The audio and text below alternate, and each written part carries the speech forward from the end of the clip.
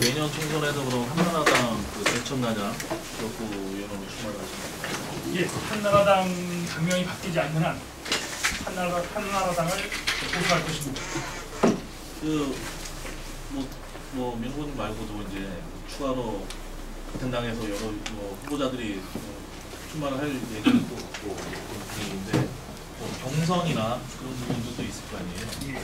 경선이 이루어진다면 거기에 선출이 되면 상관이 없지만 만약에 낙마나 경선 과정에서 좀 잘못될 경우에는 어떻게 그 이후에 좀 무승부나 다른 쪽으로 출마를 계획하고 있습니다. 예. 일단 경선을 참여하면 만약 되지 않았을 시에는 후보 등록을 받지 않으니까 당연히 선거에 못 나가겠죠. 지금 그 문제는 아마 중앙당 차원에서 요즘 많이 말씀들 하시는 오픈 프라이머리 국민 참여 경선제로 간다고 하면 당당하게 경선에 참여할 생각입니다.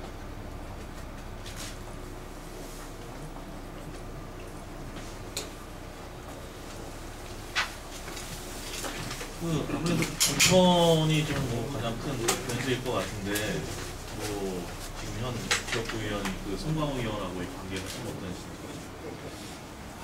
송광호 의원님 정말 일 열심히 하는 의원님이라고 생각을 갖고 있습니다.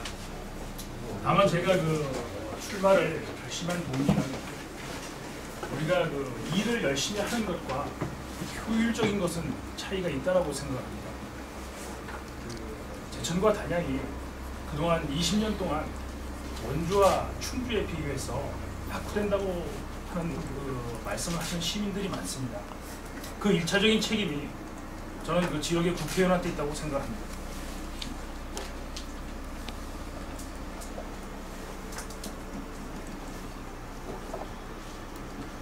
지금 세세한 건 아니지만 선거 공약에 농업 주변인들의 혜택을 누리는 정책을 가감히 그리고 이제 진정한 농민이 혜택을 볼 수 있는 정책 변화를 시키겠다고 제안을 하셨는데요.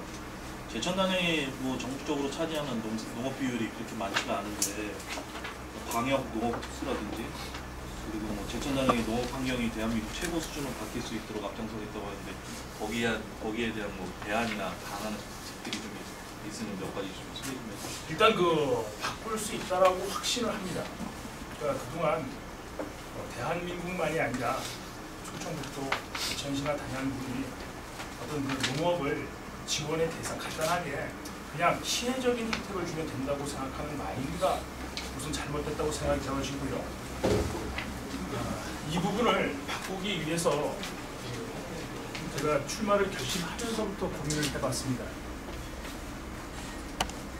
지금 대한민국의 정책적인 사업들에 있어서 정말 소외되는 축이 중부 내륙권인 제천 단양이라고 생각합니다.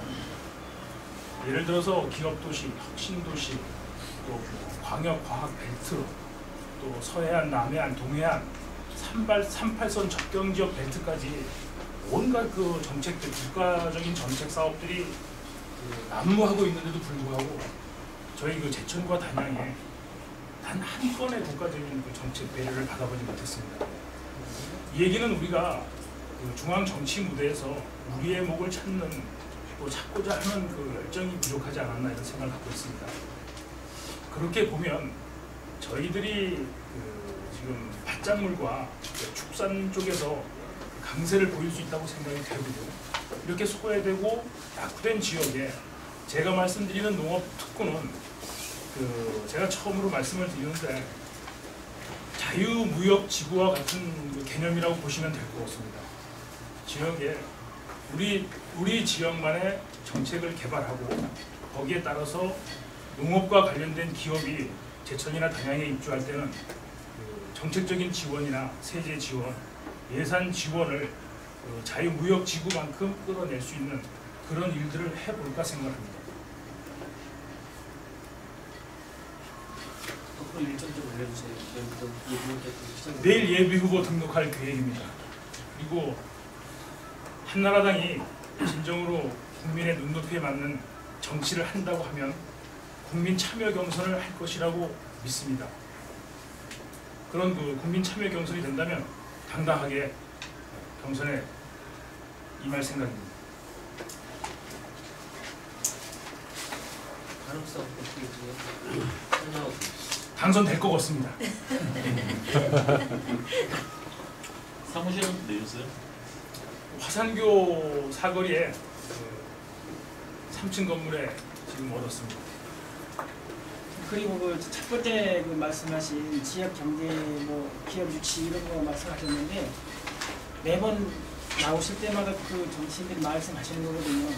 실질적으로 시민들이나 혹시 그 졸업생들이 취업률이 뭐 손에 꼽을 정도로 있다고 그렇게 들었어요. 그러니까 뭐 취업을 해도 생계 유지가 어렵게 뭐 아웃소싱이나 파견직 근로자 저임금에 그렇게 하는데 별로 체감되지 않는 취업률이거든요. 거기에 대해서 어떻게 좀 앞으로는 기업 유치를 해서 학생들이나 시민들이 취업하는데 지금 이제 그 예를 들어서 청년 실업률이나 그 대학교를 졸업하는 학생들의 그 취업이 주로 보면 우선 그 청년들이나 그 대학을 졸업하는 학생들이 눈높이를 좀 낮췄으면 좋겠다는 생각을 하고 있습니다.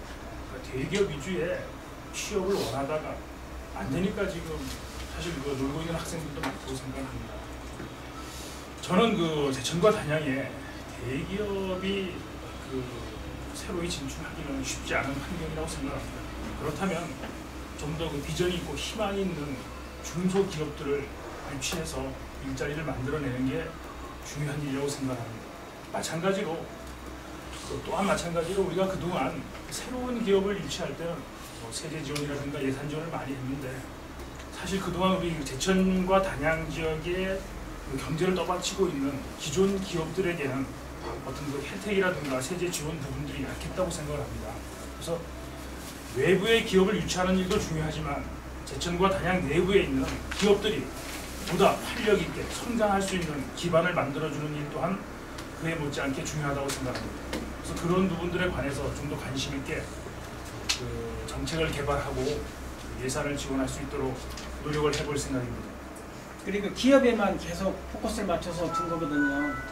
기업이 유치가 됐으면 시민들이나 취업자들이 생계를 유지할 수 있는 그런 건 관심이 없단 말이에요. 이 사람들이 100만 원을 받아 먹고 사는지 150인지 최저 생계비를 받고 있는지 하지 않는지 관심을 안 가고 계시고 예. 그러니까 여기 관리 시스템의 문제라고 생각합니다. 제가 그 국회의원으로 출마하면서 예를 들어서 어떤 그 관리 시스템까지 다 말씀을 드리긴 좀 어려운데 그런 부분들은 우리 그 제천시나 단양군에서 깊은 관심을 가지고 꾸준하게 관리를 해야 된다고 생각합니다.